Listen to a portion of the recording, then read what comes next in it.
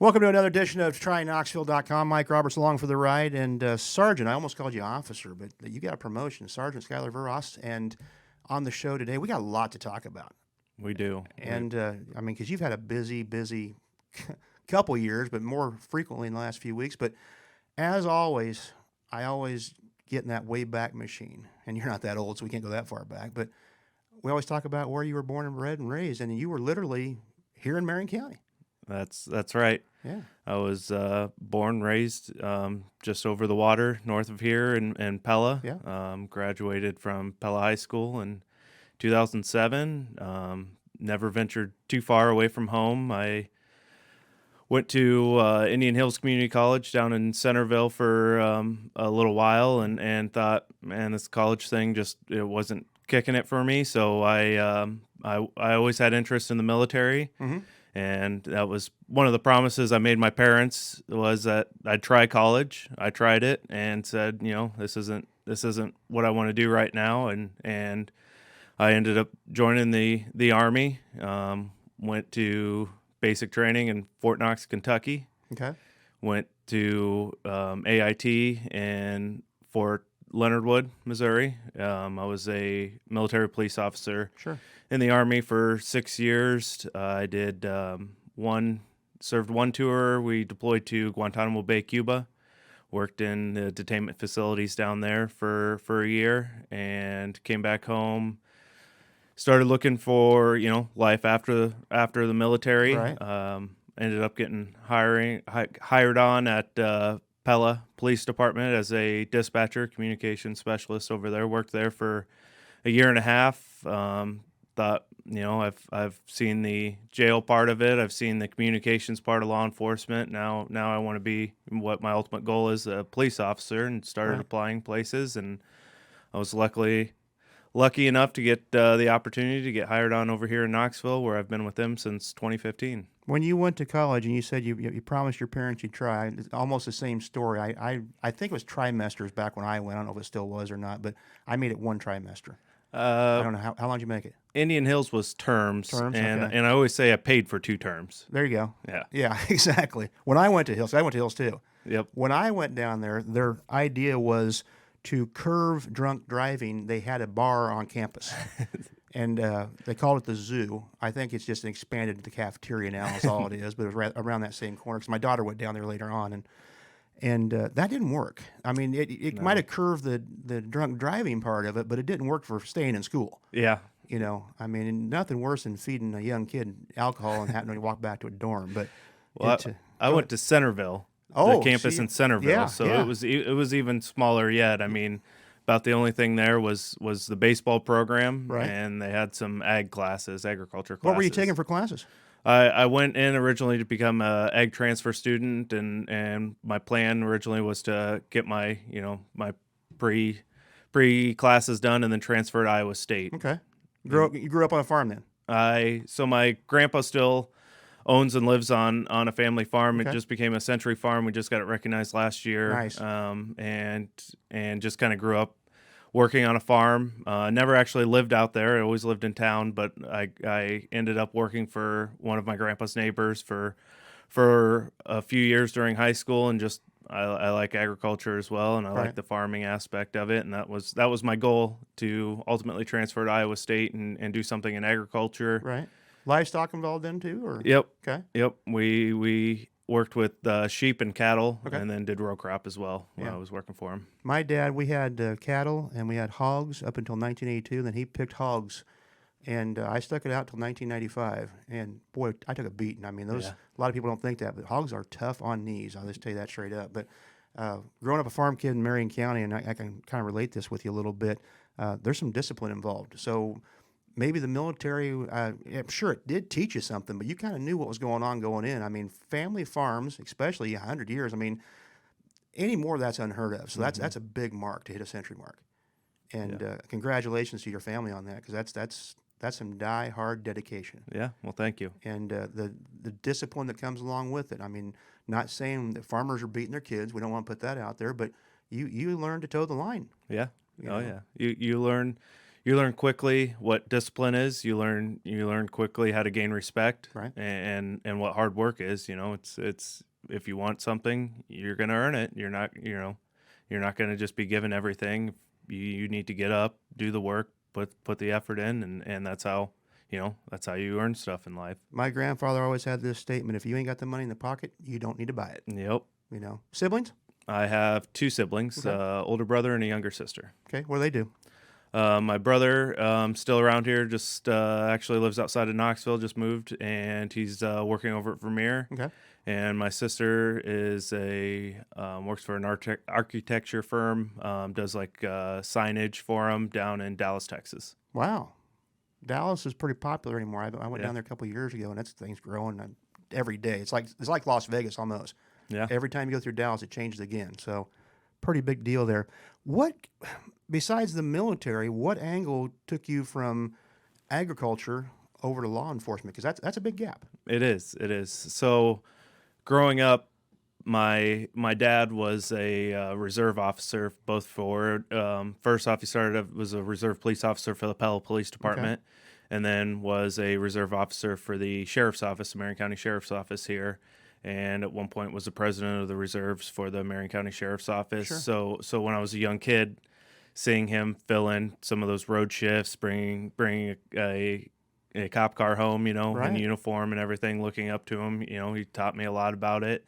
And he did that for several years up until the three of us kids got to a point where we were just, starting to get into sports and starting to consuming a lot more of his time to where he just wasn't able to do that Right. that fun side gig of being a reserve officer, and ended up having to give it up. And that was my initial outlook on law enforcement, was just growing up seeing him do everything. So it was always in the back of my head, when I pull out memories from being a kid, it was Right. always when I grow up I want to be, a police officer. So I always had interest in it, and it's something I always wanted to do.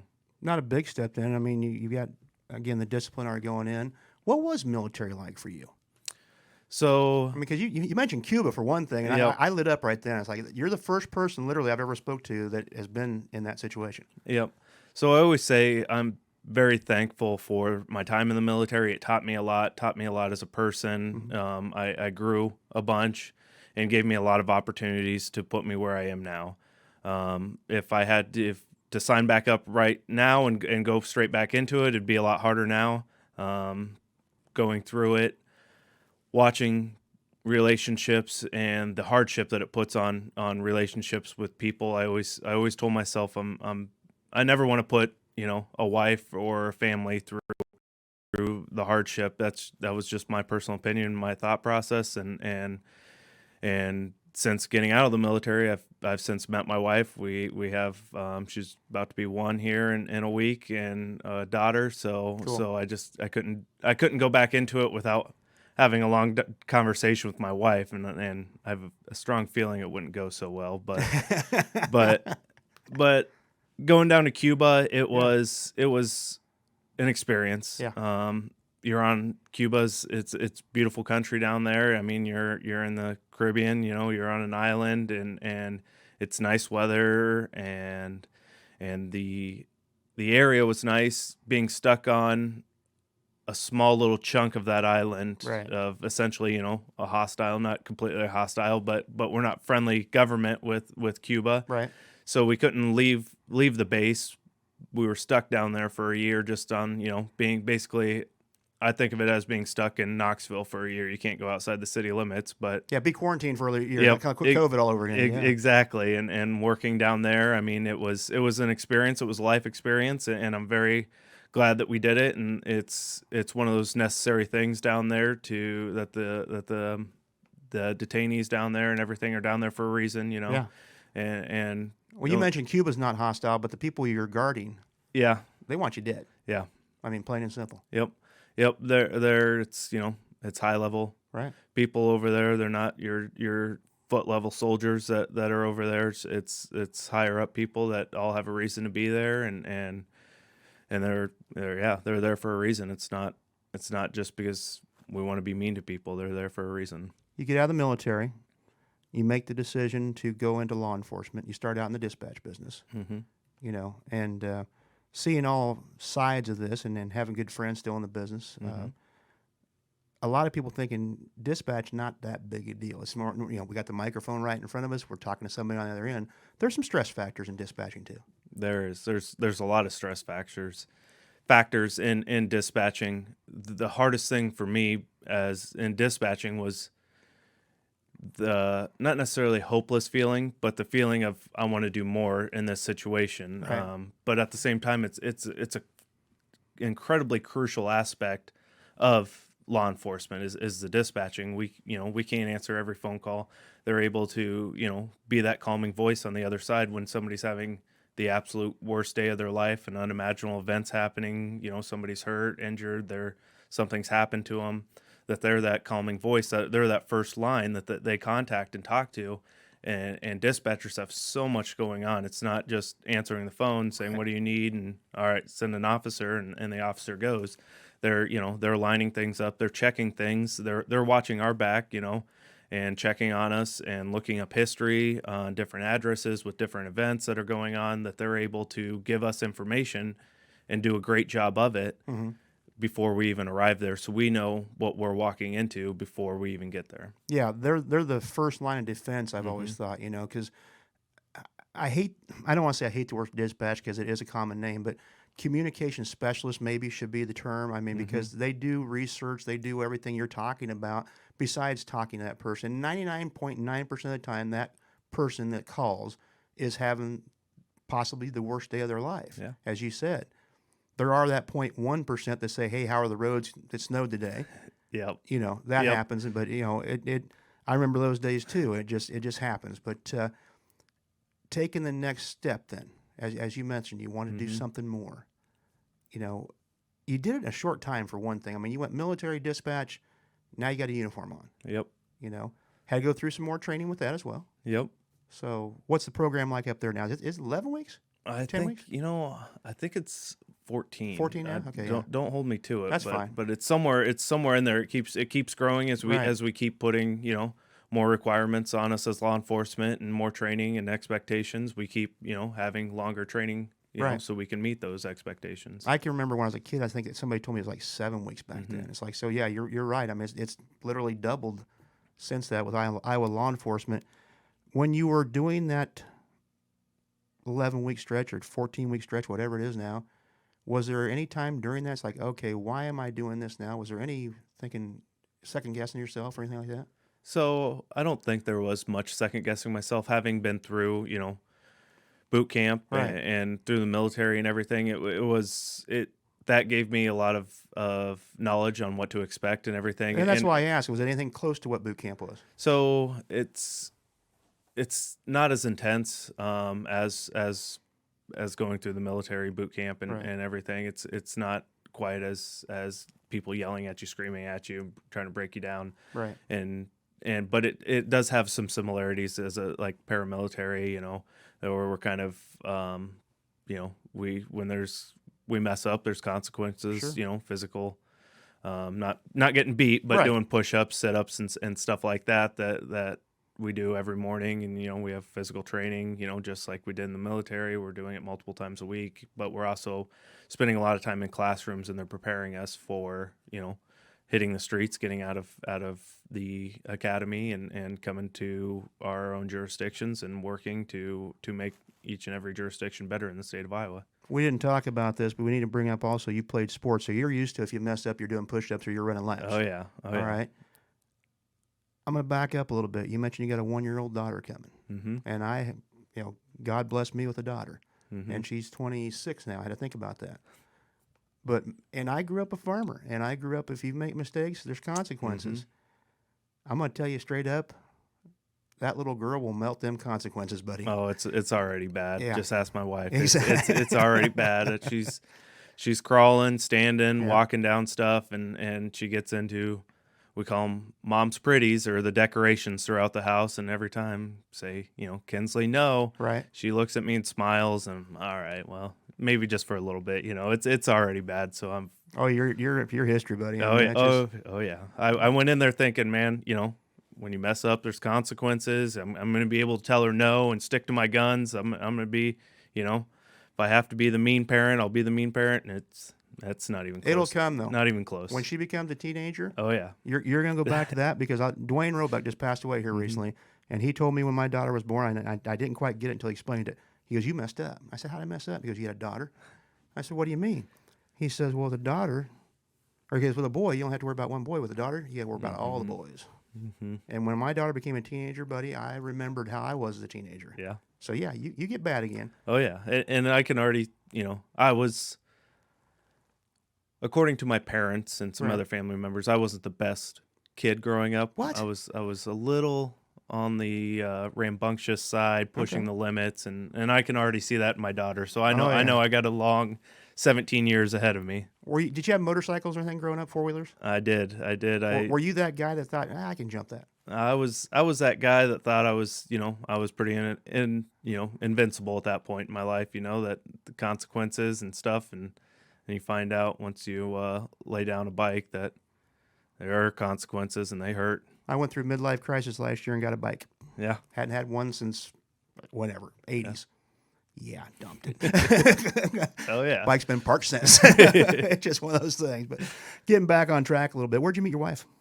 So we were actually set up. It was kind of a Blind date type deal? kind of a blind date. Well, we'd seen pictures of each other, Okay. but it was kind of a setup. When I was field training with one of our officers here at Knoxville, and his wife now, my wife was student teaching with her, Okay. and we were set up, and the There it is. rest is history. Does she realize how big of an adrenaline junkie she married?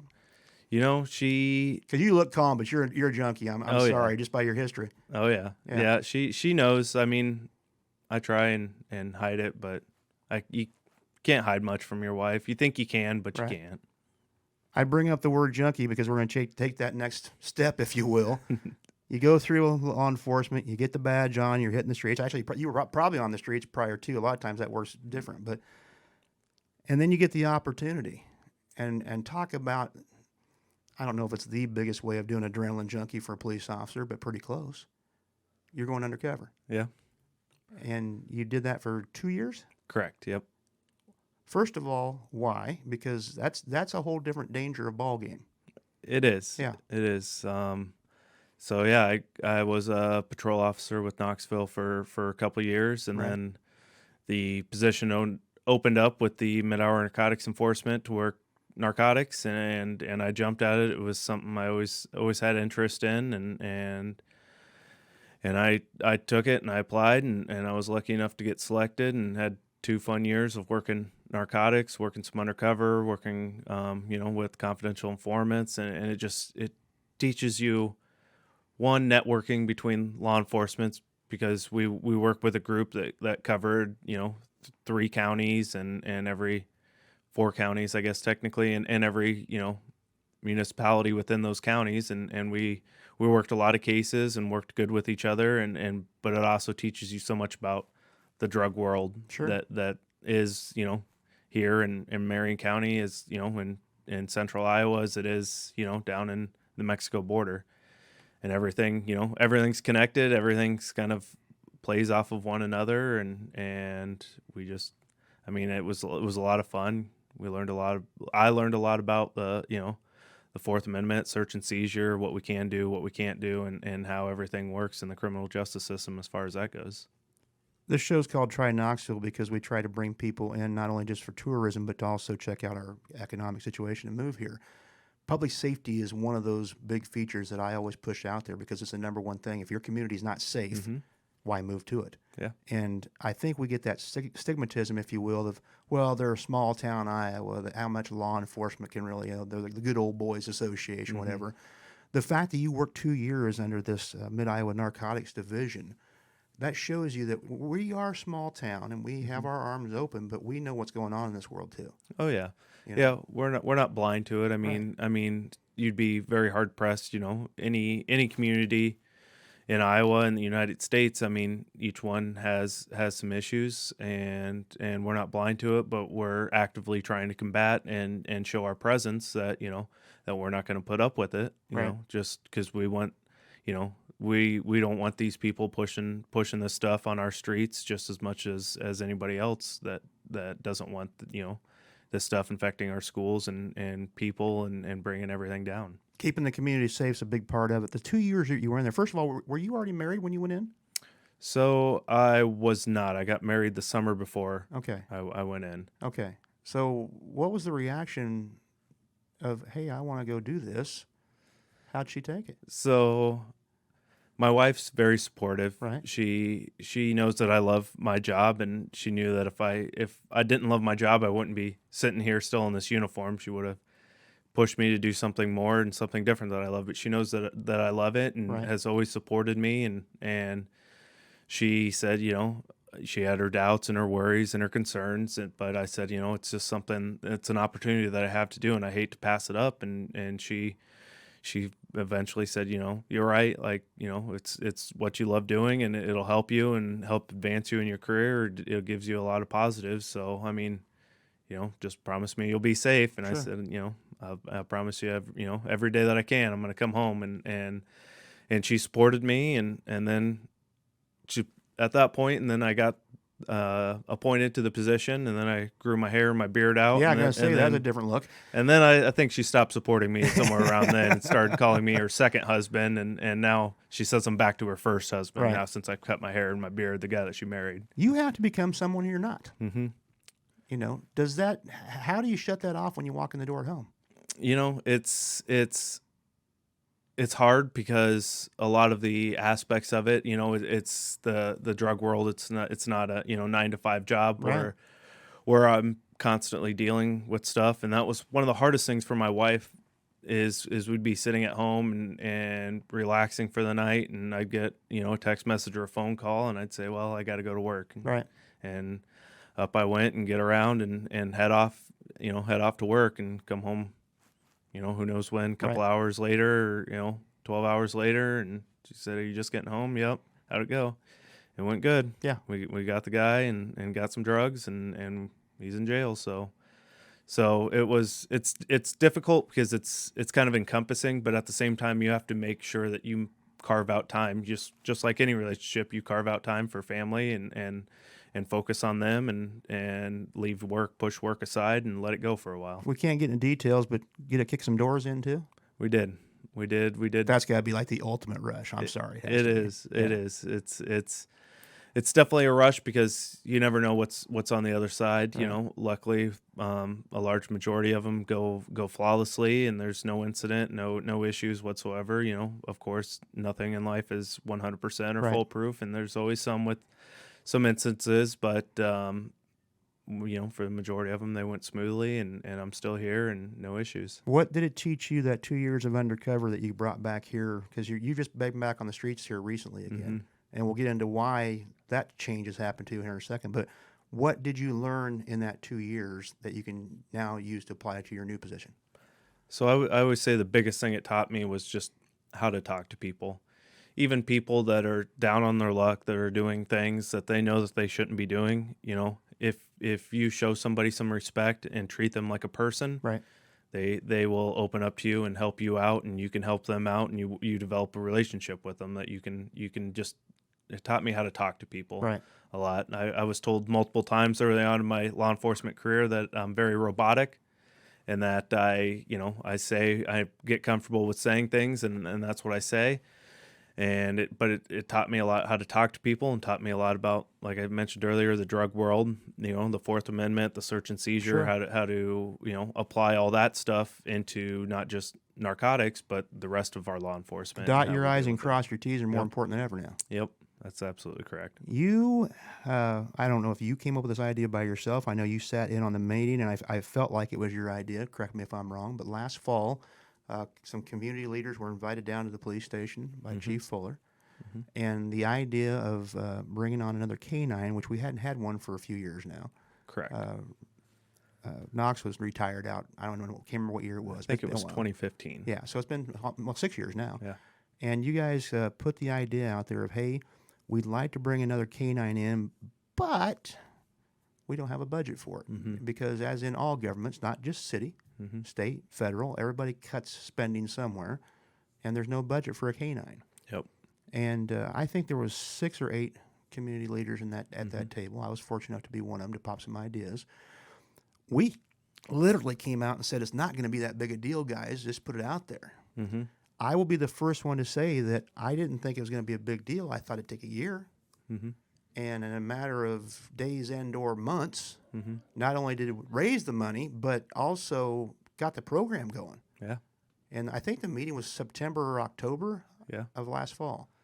Yeah. I Bring think us up to speed. Was it your idea? I mean, was it your passion to do this again? so. We've always had, or we had a canine, and that Right. was one of the draws to Knoxville that I had. That not every, I think at the time Knoxville was the only community in Marion County that had a canine. Mm-hmm. Since then, Marion County's added a canine to their department. But that was one of the things that I've always loved dogs. I've had dogs growing up, and I always thought, man, that would just be cool to have a police canine. Seeing pictures, videos of them, they're awesome dogs. And so when Knox retired, we looked at getting another canine. It just at the time it just didn't fit for what we needed, and some of those funds got pushed around, and budgets got cut, and when it came last year, we didn't have that in our budget to get a canine. So I went to it's something I've talked to Chief Fuller even when he was a lieutenant about, and wanting to bring back the canine program, and lucky enough, I think I just bugged him long enough, and he just got tired of it and finally said, we'll look into it, and we began looking into it, and yeah, we had that meeting in the fall of last year, and we had some hesitations due to COVID, Sure. Because we said we need to raise this money. We can't. It's not in our budget, to do it. We're looking at raising it and doing, community fundraising, but we were hesitant because of COVID and the financial restraints that it put on so many people, so many governments, so many people, individuals, and everything that COVID was and is. And we sat in and we talked to you guys, and yeah, a lot of people said, yeah, but at the same time, yeah, let's kick it out there and see what happens. And so eventually we got, all of our ducks in a row, and we kicked it out there, and the community support was just overwhelming. I think the first 2 or 3 weeks, I know one large donation came in at 15,000, but I think you guys had like 25 grand just in a snap. Yeah. And just to explain this program a little bit, I mentioned the 25 grand. It's a lot more than that, though. I mean, because not only for the canine itself, also has to pay for your training with the canine, also has to pay for, because you have to get a different car. Yeah. You can't just, throw them in the back seat of the old station wagon type deal. Nope. So, and that's very expensive to do that. So money's been raised to a point, still taking money for it, not pushing as hard, but there's still money needed for that. Plus the program itself just needs to keep on going. I think this should be an annual thing that we need to put out there. My personal opinion, of course, to keep the program going, because the canines don't last forever, as we've learned with Knox. So you have a Roscoe, as we say. That's correct. That is, first of all, the name, when I first heard it, like everybody else, what in the heck are we thinking with that name? Yeah. Name was already given? It was. Okay. Yep. So, and Roscoe with a K. Correct. Roscoe. That's Roscoe. That's my Roscoe. That's your Roscoe. And you've known Roscoe how many weeks now? So when all the ducks started lining up that I mentioned before, we reached out to a few trainers, a few vendors. We narrowed it down to a couple. The one that we kind of were leaning towards was Treetown Kennels up in Forest City, Iowa. Okay. Andy is the name of the guy that runs the place. We called up there, and I talked to him a few times, and we said, we'd like to come up and meet you and meet some of your dogs and kind of just make sure, this is going to be the right fit for us. We went up there, Lieutenant Howe with the police department, myself. We drove up to Forest City, met with Andy, and he showed us this dog that he had on hand that was available, and it was Roscoe. What kind of dog was it? He's a Belgian Malinois. Okay. And so the three main breeds of dogs kind of that are used in police departments around here for dual purpose dogs are German Shepherds, Dutch Shepherds, and Belgian Malinois. And going in, doing some research on it, I said, I prefer German Shepherd, Dutch Shepherd, and my last pick would be a Belgian Malinois.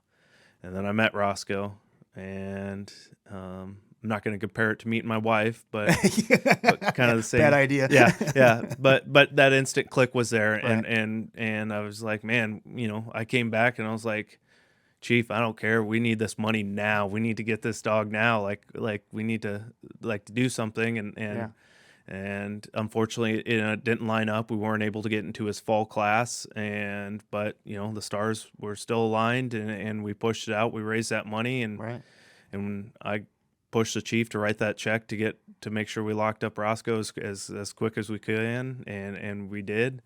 And now I brought him home at the end of January. You went to northern Iowa in the wintertime. First Yeah. of all, why? Yep. And probably coldest winter we've had Yeah. for a while. Yeah. Snow and everything. Yep. So I brought him home. I Yeah. went up there and brought him home, and he was just hanging around the house, getting introduced to my wife, my daughter, our 2 other dogs that we have, and just trying to get him, used to being home with me where he's going to live, Right. and that was for a week, and then off we went back up to northern Iowa for 3 weeks that we were up there. We did 150 hours of training in those 3 weeks, and man, was it cold, but we pushed through it, and we finished up those 3 weeks, and it was supposed to be 4 weeks, but we're going back here in April because, like you mentioned, the snow and cold. Bitter cold. Yeah. The snow and cold didn't work for tracking, so we're going to go up there and finish up tracking here in a few weeks and be just fully ready to hit the streets. He's already on the streets, but just everything that he'll be certified and trained and ready to do. That's one thing I want to bring up because we talked about the narcotics and the drugs and everything else. In that meeting, it was mentioned there's different types of dogs as far as what they are capable of doing. And one of the things that intrigued me, not only just the drug thing, which I am way anti-drug. We talked about that before going on the air. The fact that it can also help in tracking, whether it be a kid or an elderly person. And I've been involved in those around our community. We have, I always say the more prescriptions they invent to keep you alive, the older you get, the more chances are you're going to have some dementia problems going on. Yeah. And we have some walk-offs every now and then. This dog, Roscoe, will be capable of assisting the community in finding that situation. I mean, whether it be, again, a little 2-year-old, it happens. They're outside in the backyard, you blink for a second, poof, they're gone. And it's just a matter of sometimes just walking off. Yeah. That's what really intrigued me, the fact that it's multi-purposes. How important is that, not just to you, but to a community and even the county? Because I may be wrong. Dallas is the dog that belongs to Marion County. Correct. Just drugs, though, correct? He does do tracking. He does do well. tracking. Yep. Okay, yeah, I didn't get on that story, so I couldn't remember. So that's huge. I mean, you guys will be able to bounce off and assist each other. And working with Deputy Short or Detective Short, I think it is now. Yeah. We got a great friendship, and we train. He's working some day shifts. I'm working some day shifts. So there's been in the last couple weeks already, almost every time we're working together, we meet up for an hour and do some training with our dogs and bounce ideas and talk about different things off of each other, and we work really good together. And he's helping me, and I'm bouncing new ideas that I've been learning off of him, and we're just we're working together to try and bring the best dogs that we can to Knoxville and Marion County. I know your schedule has been, as you said, a text message away from having to leave. You've got a little more stable, if you will, with the daytime hours right now. And the way I understand it, you explained to me, you're going to be on days this year. Yep. For the most part. Yeah, I mean, I'm sure if you have to come out at night and assist, that's one thing. But this is a get to know Roscoe, if you will. For the first year, it's get the community used to the canine. Yeah. How important is that? Well, I mean, it's, I think, greatly important because this community, thanks to the community of Knoxville and Marion County and all the donations that came in, they made Roscoe happen. Right. They were able to band together as a community and help with money and raising funds when, like I mentioned earlier, during COVID and everything, it wasn't like people had a surplus of extra money laying around, and we were able to still get enough donations that we were able to bring him here, and he's working already in our community. He's making an impact already. I mean, we've had He's alerted to 5 vehicles so far in the last couple weeks that he's worked with me to the odor of narcotics, and we found narcotics every single time inside those vehicles. So he's already making an impact. But introducing him and getting him out to show off to the community, because the community, thanks to them, that's the entire reason why he's here with us right now and helping our community right now. It's no thanks to me. I'm at the dumb end of the leash. I'm just holding on to it, and he's telling me what's going on, and all I'm doing is listening to what he's saying and trusting in him, because he's way smarter than I am already. And again, it's all thanks to community. That's why he's here, and that's why he's serving our communities, because they were able to band together and raise those funds. You've got a good partner. I do. So I'm blessed. And the dog too, by the way. Oh, yeah. Yes. You may be in the doghouse for comparing earlier, so I don't know if there's enough room there or not. So, but you've got a busy schedule. I do appreciate you coming in.